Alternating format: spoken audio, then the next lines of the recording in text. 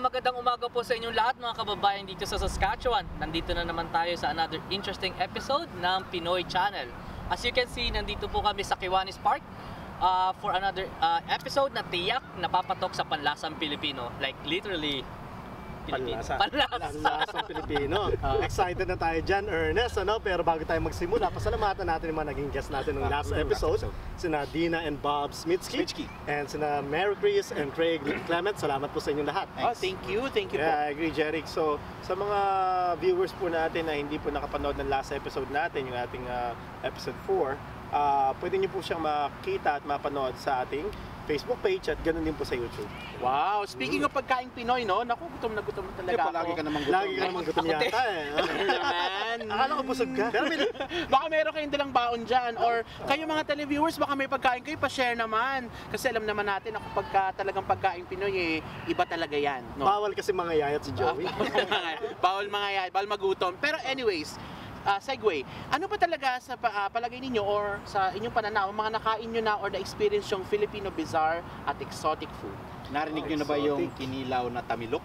Ano naman yun? Narinig ko lang yun. Kinilaw, ibig sabihin, raw. Niluto lang yun sa suka. Okay. Kinilaw, yeah. Tamilok is actually a kind of woodworm. So, kaya nyo yan, take nyo yan. But I don't think uod talaga siya, no? Usually, nakikita ito sa Palawan. And then, it tastes like oyster. So malamang it belongs to the family of oysters. Pero interesting itong paano naging tamilok yun, ano? Kasi ang kwento daw nun, mayroong dalawang puti from North America. I don't know kung Canadian sila. Pero nakita nila yun. Taga-Saskatoon yata eh.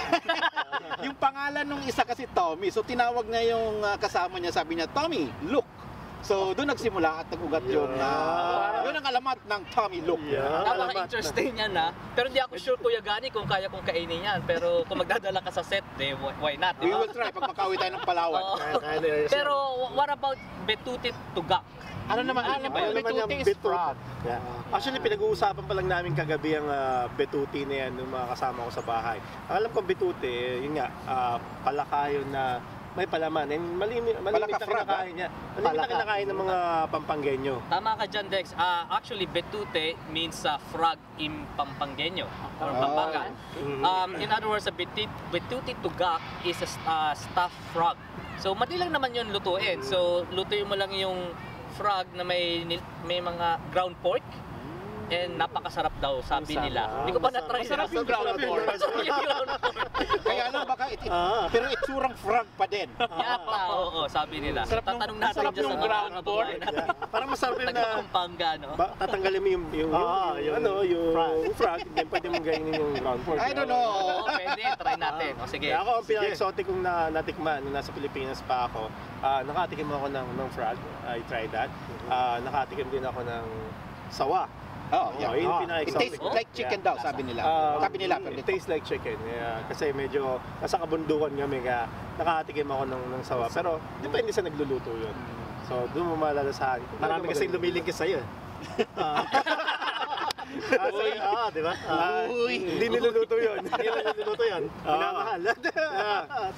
Pero sa mga napag-usapan natin, marami tayong nabanggit na masarap na pagkain. Pero alam natin sa Pilipino, sa ating mga Pilipino ay kilalang kilala yung tinatawag nating balot.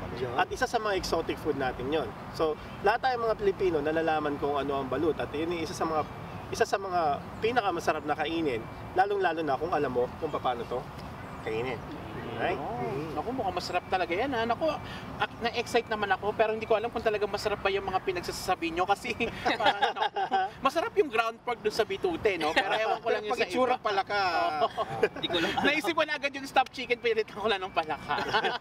Pero anyways, wag natin itong patagalin kasi for sure alam natin na yung balut is like a very delicious food. Masarap yan, masarap na pagkain. Hindi mawawala yan sa hapag ng mga taong nagiinuman, lalong-lalo na pagka gabi. Yan, no? So, wag na nating patagalin pa. Saskatoon, handa na ba kayo sa challenge na bibigay namin sa inyo ngayon? Dahil, welcome to Pinoy Channel! Mga kababayan, nagbabalik po kami dito sa Pinoy Channel. Nandito pa rin po kami sa Kiwanis Park.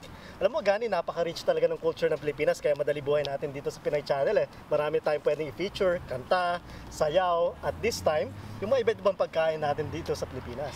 Kasi Jeric, sa lahat ng probinsya ng Pilipinas, o sa bawat probinsya ng Pilipinas, may kanya-kanyang putahe na piniprepare, may kanya-kanyang specialty, kumbaga.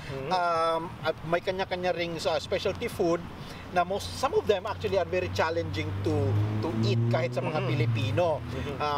Alam mo yung balot, di ba? Syempre. Yung 14 to 18 na years, days old na balot. Medyo matagal years. 14 to 18 days old na balot na alam mo parang sisiw na talaga.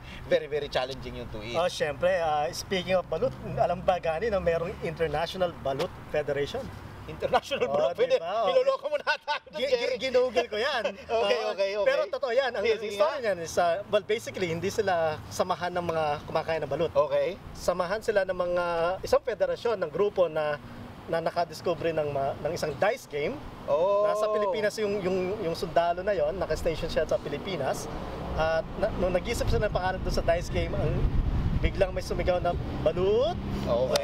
That's how they get the name. They got the name, pero it's a board game, pero hindi yon federasyon ng kumakain ng balut. Okay. Anyway, nandito tayo ngayon sa park na to, no? Hanapin natin sina Joey at Dex. Saan na kami yung dalawa na yun? Kasi ang gagawin natin ngayon is magpapatikim tayo ng mga exotic food doon sa ating mga Canadian friends. Wow, exciting yan. Magpipili tayo ng mga tao dito sa park ngayon. Hindi natin ipapaalam sa kanila kung ano yung food na yon. I'm sure masasarapan sila, but then we will explain to them what it is. And naiintriga ako kung paano ano magiging facial expression nila. Dahil sa ating mga Pilipino, siguro masarap na maputahe yon, pero sa kanila baka kakaiba. So hanapin na natin si Joey at Dex. Hanapin natin. Okay.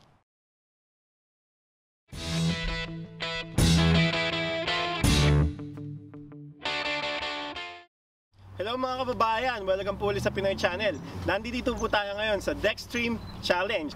Two brave souls are in here today to taste the Filipino cuisine and exotic dishes that we have. Not really that exotic, but let's see if it will entice their palate. Huh? Alright, so ano pang inaantay natin? Let them try our dinuguan, our sisig, and our boppies. Yes.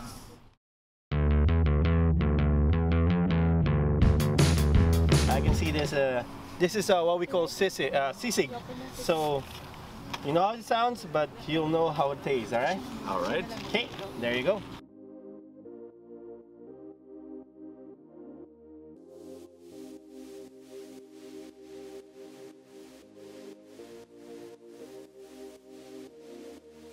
So, tell us more, what did you taste about? It was good. It was a bit spicy. The texture kind of reminded me of something clammy or something, like a clam texture. It's good. It's got a nice spice to it. The texture's a little odd. I don't know what that was. Yeah, it's good. It's good. Okay. Chewy too. It's very good. Yeah, very good. I like that. Yeah. This, it tastes like cartilage crunching up. So it's crunchy. Crunchy. Crunchy, yeah. Has decent flavor. It tastes a lot like pork hocks. Pork hocks, Yeah, that's a traditional German and Ukrainian dish. Yeah. Very, All right. very similar to that. Next one is what we call Bopis. boppies. Bopis. Okay. All right. That's something. Right, that's something.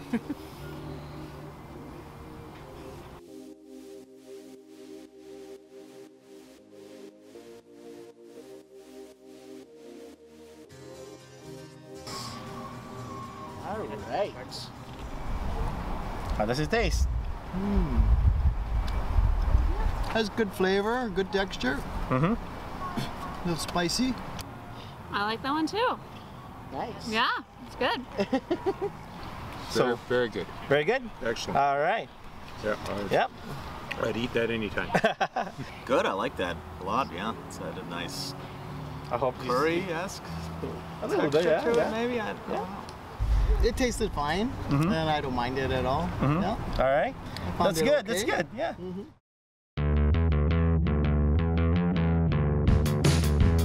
And the last one, our famous dinuguan.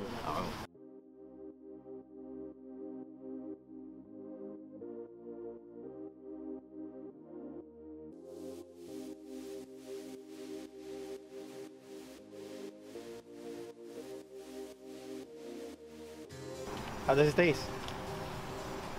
Good, yeah. Good? Yeah. All Nice right. texture, went down really well. Okay, probably my least favorite, but still tasty. It's chewy. Chewy? Yeah. That's meat. That's actually meat. Yeah.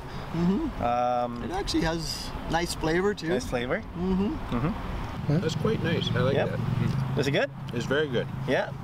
All right. And would you like to know what's inside of the food that you tasted today? Sisi. All right. So this is the little bit the food that you ate that's a little bit spicy. Okay. All right. Okay. The first, it's made from pork belly. All right, pork belly, and we also mix a little bit of pork ears. Most of the sisig in the Philippines are made from. You're gonna mix with pork mask. That's the face of the pig. Yep. And the ears, and also some pork belly, and then you mix it with mayonnaise. We mix it with ginger and chili finger. All right, so those are the main ingredients of sisig. Now, the next one, boppies. All right, boppies is mainly made from internal organs of a pig. Okay. All right, so yeah, that's pork lungs with heart, and we got red pepper. We also have ginger. We also have the green pepper. So those are Ginger, the that's what I tasted, yeah? yeah, probably Oh, the ginger. ginger, That's yeah. what you taste, right? Yeah. And the last one, we call this dinuguan. Do you want to know why it's black? Yes. It's pork blood with some of the pork meat as well. Yeah, just a little bit pork. Yeah, it's cooked with vinegar, and that's why it coagulates into and turns into that black color because of the vinegar. And then you add some spices to it, and you can either make it spicy or not really. Depends on your preference. So how do you feel now that you know what you ate the last one? No, it was good. I've never had such things. Yeah. I mean, Yeah. Western culture tends to be a bit squeamish about using the whole animal, but in actuality, it's better Yeah, and it's no different. no different really. It's just, probably- it's just cultural ideas of what. My wife is squeamish, but that you picked the wrong person. I like all food, but I actually, the first one I'd actually go to buy anywhere. It was very good. That was very good. Yeah, All and right. the other two, yeah, they're meat. They're interesting. Yep. I was expecting something more exotic than this. All right. Textures like worms or beetles or something Yeah, like that, no. or ants. Just pork, I was perfectly Yeah, fine pork with. with a little, just to have that 'Cause taste. we've had head cheese and chicken feet and stuff like that before, so I see. Because in the Philippines, we, it's a third country, right? Like most of the Filipinos would like to make use of everything, everything. right? We don't want to throw the head. We don't want to throw the because organs. or something like Filipinos are if they can eat it, they would make ways on how to properly cook it, and so it's edible or not. Again, thank you so much for watching the Dextreme Challenge, and hope to see you soon. All right. Welcome to Dextreme. Ito ang special episode for Pinoy Channel this episode. So with me is Dex, and of course Natasha, our guest for today.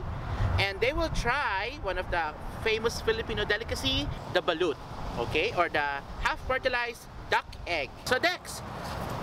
Alright, so sa mga nakapanood po kanina, we have challengers na what they took was a food like dinuguan, we also have the sisig, and we also have the poppies. Now, this one is also one of the extreme or tinatawag nating exotic food of Filipinos, alright? So we have Natasha here, and she's gonna take the challenge, and I hope she likes it. Normally in the Philippines, you can purchase balut around 6 p.m. when it's dark. Okay. There's a reason behind that. Why? Because you don't want to see what's inside. Okay. Okay, so this is how we eat it, alright? Okay. So, okay. So you see, it's hard part, and do you see that? Yeah. Do you want to see what's inside? Sure. Alright, so this is actually a half-fertilized duck egg. Okay. So this is actually eaten with salt. Okay. This is how I eat balut. Okay. Take it out. Close your eyes. Oh, let me see. Alright, close your eyes and then you eat.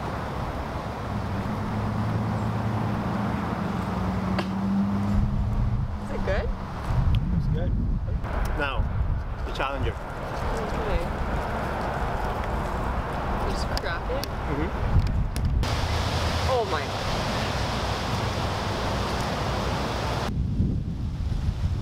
Alright, that's good. You want me to get sick? Nope. Okay. That depends on the taste. If your stomach will...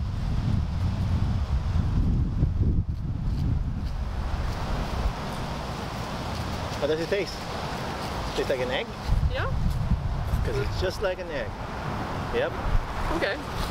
Are you okay? I'm fine. Alright, so we have Natasha here, and we thank Natasha for participating on the Dextreme Challenge. And yeah, the challenger is good. Now we have two more challengers. We have Matt and Greg. Right, Greg? Right. Right? Alright. So unsure. So what's gonna happen will be the same as what we did with Natasha. Natasha, Axel, Cole. So Natasha, thank you so much. So we have right now Matt and Greg who's gonna take the challenge. And what's gonna happen is that Gani will show them how to eat balut, and they're gonna take the challenge if they can do it or not. Alright, I could do this. Alright, good, good. Okay, so Gani, here's one balut for you. Okay. Alright. Matt? Hey man, treat that egg with some respect. Alright. There you go. Okay, so I'll give you salt. The first thing that you need to do is, of course, crack the egg. Crack it like that. And yeah, that's good. And then we peel the shell that you cracked. Top shell. So you can see that there's actually juice inside, eh? That's gross. Uh-huh. This is the grossest thing.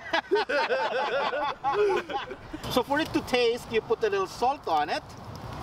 Just like that. Drink the juice like that. Close your eyes and drink it like a... And drink the juice. Okay. So it's very nice. You actually start I peeling. think I could see brains, man. You could actually start peeling off. Fantastic, baby. Tastes like egg. Oh my God, the wrong side. What is that? Ugh. Peeling it away? Start peeling it away and start eating it. I think, oh man, like, I'm getting more and more close to throwing up as we get further into this egg. I think I could see feathers. There should be little feathers already there. Okay, if I take one bite of this, I might throw up. Oh, I use all my salt here. Give me some of that. Yeah, something good. That's probably good. One. Here we go. Two. That's a small bite. That's a small bite. How does it taste? It's so gross. Water. Look at this guy. Probably he'll be laughing at you afterwards. So how does it taste? Now tell me how you feel. Tastes like chicken. Oh, yeah. Chicken and egg. All at the same time. Chicken. That's what it will eventually be. Oh my gosh, that was disgusting. You know, it was not that bad. It was the texture. The texture, yeah. Thank you, Matt, for taking the Thank challenge. you for having me. Welcome, Matt. That was Thank you. Thank you so much. Yeah, thanks for having us on this wonderful game. Tayong mga Pilipino, hindi man tayo nabigyan ng sapat na tangkad, nabigyan naman tayo ng bilis at gilas. Napatunayan na yan sa ating pinakapaboritong sport na kung saan kahit saan ka magpunta, ang Pilipino talaga namang involved. Tingnan natin ngayon kung ano ang kahalagahan ng larong basketball sa mga Pilipino at ang organisasyong Ficasa na siyang nagtataguyod nito dito sa Saskatoon. Tara, panoorin natin.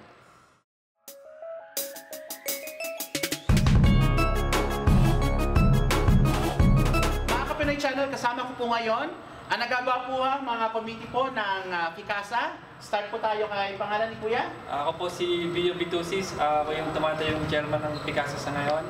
Magandang araw po sa inyo. Kuya. Ako po si Elmer Makatangay. Sumusuporta po ako dito kay Bio Bitusis. Andrew Francisco. Emil Makatangay. John Philip Cruz. Anton Isidro po sa Ficasa team. Wow, Ficasa. So, tanong ko lang po sa inyo, feel free po kayong sumagot sa tanong ko, no? Bakit po Ficasa ang naipangalan nyo sa organization na ito? Bali yung Ficasa, ang ibig sabihin niya kasi ay Filipino-Canadian of Saskatoon Sports Association. Okay.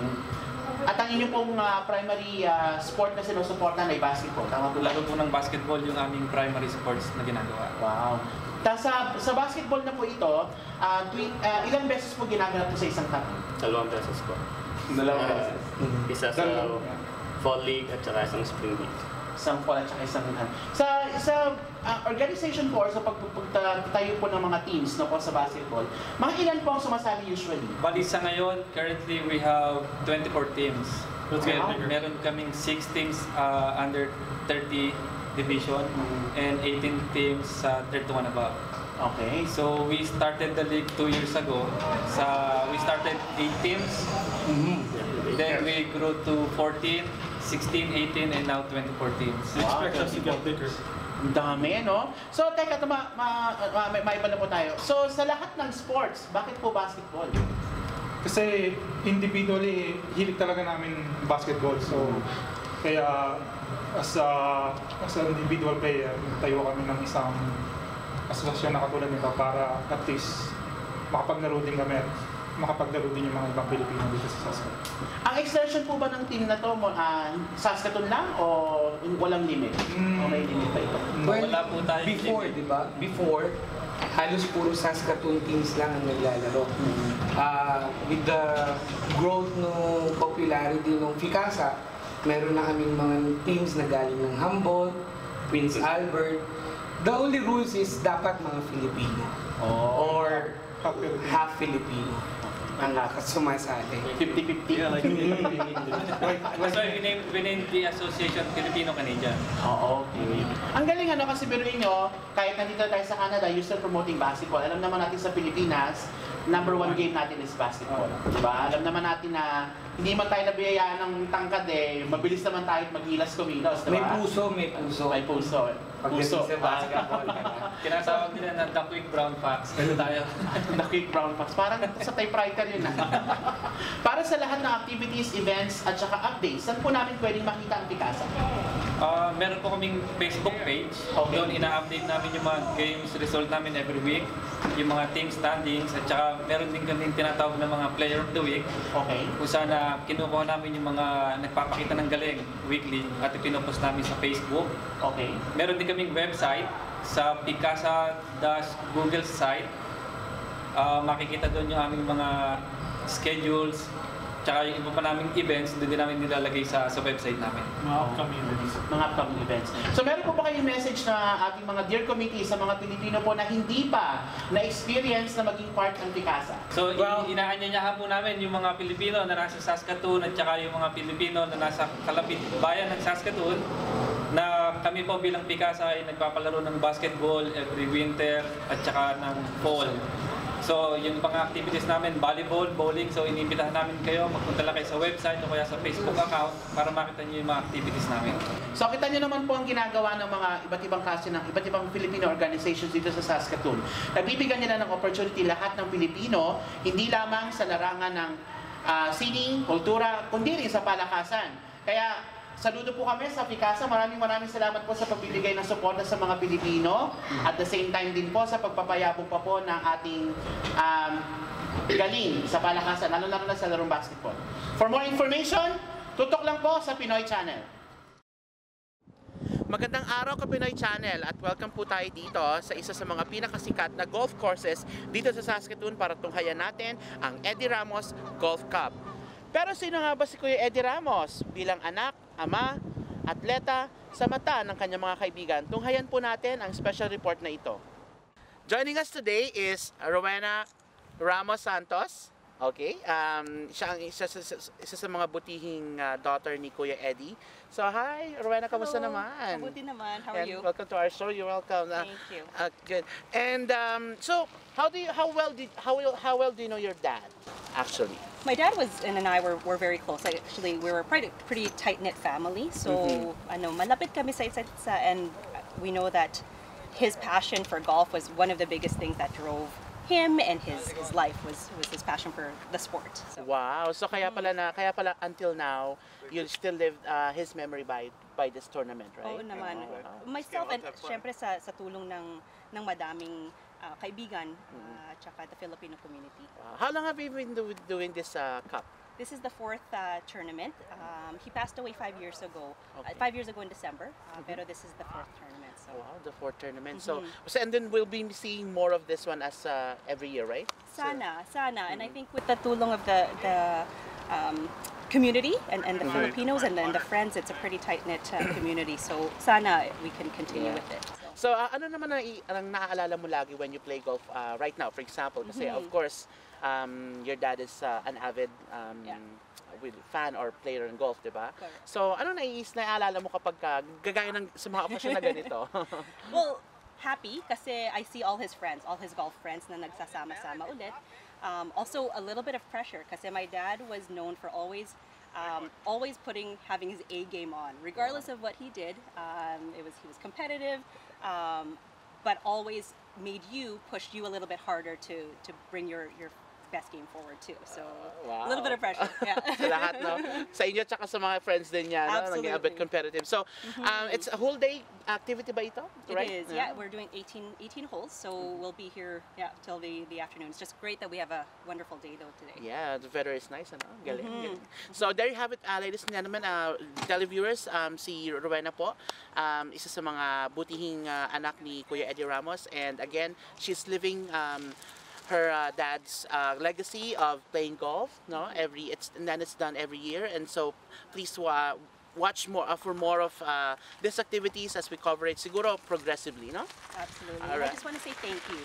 Thank you for the coverage, and thank you very much to my dad's friends and for having this tournament to bringing his legacy and his memory. Joining us today is Kuya Luis John Nicolas. Siya lang naman ang natatanging organizer ng Eddie Ramos Memorial Golf Club. Kuya, John, kamusta? Mabuti naman. Welcome sa aming show. Yes, nice weather.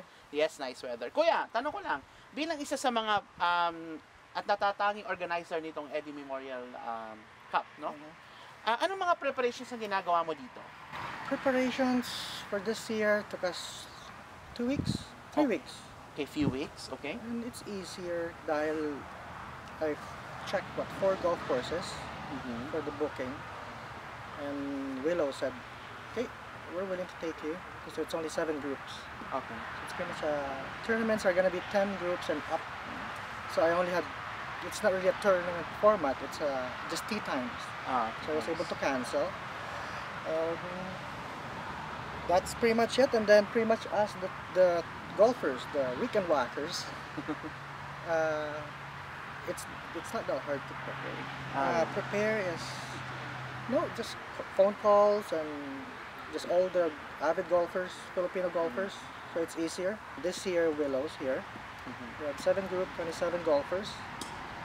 Pretty much that's it. Last year, I think it was like 20 golfers. And the plan is next year, it's going to be a Texas Scramble. I mean, it's 4-group, hit the balls, doesn't matter. The best ball would be. So it'll be a fun one.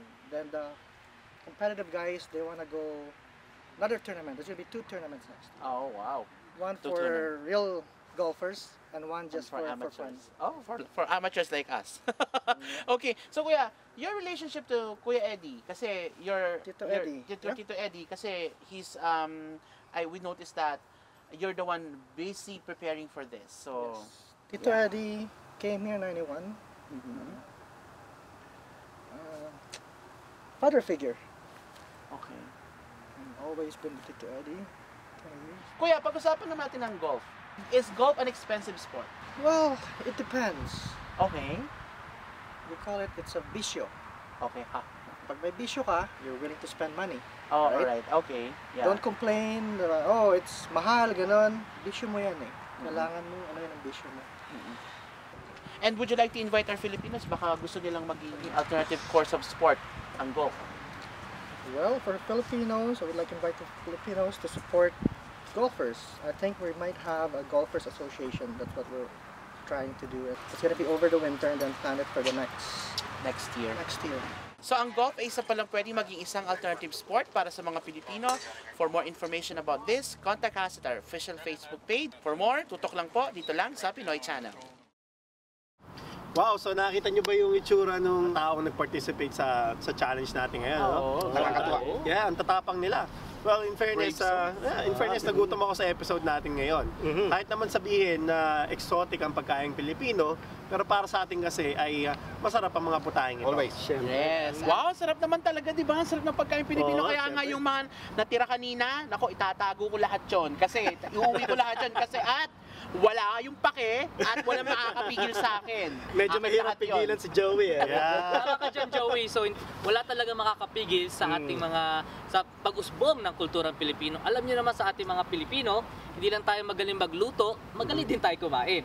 Oo, kasi hobby na talaga natin mga Pinoy na kumain talaga. Meron tayong agahan, meron tayong merienda sa umaga, may tanghalian, may merienda sa hapon, may midnight snack, di ba? Correct. Di ba? So, masarap din pakiramdam talaga na i-share natin sa mga hindi Pilipino ang ating mga pagkain. So nagpapasalamat tayo dun sa mga nag-accept ng ating challenges ngayon. Thank you for being such good sport. Of course, nagpapasalamat tayo dun sa Mama's Best who prepared our food today. Wow, Thank you, Mama's And of Best, course, yung Fikasa din. No? Salamat for giving us the opportunity to feature you kasi alam mo mahalaga naman ng basketball to the Filipino community. Kahit tayo ganito katatangkad, mahihilig tayo sa basketball. And of course, nagpapasalamat tayo sa Right Brain Creatives who takes care of the technical aspect of this show. So, ang ginagawa nila, mga event coverages, ano? That's right. At pati animation. Kaya nila yun. Uma-anime yan dating. Oo, di ba? Yeah. Naruto. Yeah, nasubaybayan ko yung Naruto na yan. Kaya pala nakarinig ka. Correct. Yeah, so sa mga winners po ng ating coupon sa Mama's Best Product, siguradong babalik-balikan nila ang pagkain Pilipino. Ay nako, sure yan na ang mga pagkain Pilipino ay tsak na papasok sa panlasa ng bawat Pilipino at hindi rin Pilipino. Kasi alam naman natin ang Filipino cuisine ay isa sa ating mga best asset. Kultura pa lang natin, pagkain na agad ang namumutawi sa panlasa ng mga Pilipino at hindi Pilipino. Pasok na pasok talaga yan.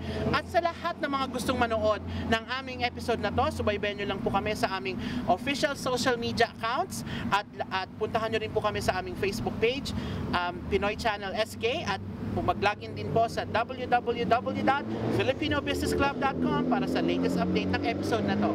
Pero sa mga kabayan natin dito sa Saskatoon at all over Saskatchewan, if you have any questions, comments, and suggestions, pwede kayong mag-email sa amin at info@filipinobusinessclub.com. Welcome din po kayo mag-suggest ng mga stories sa aming Facebook account.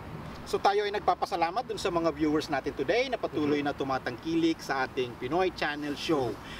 Kami po sa Filipino Business Club ay patuloy na magpapalabas ng mga topics na relevant sa araw-araw na buhay nating mga Filipino immigrants dito sa Canada. Okay. At syempre dahil Halloween season din ngayon, habang pinapanood nyo ang Pinoy Channel, sana po ay mag-ingat kayo at enjoy nyo Halloween. At magkita-kita po tayo sa susunod na episode ng Pinoy Channel. Ito po si Jeric Mendoza, Isagani Fabi, Joey Amor, Lex Eliseo po. At ako po si Ernest, and this has been your Pinoy Channel!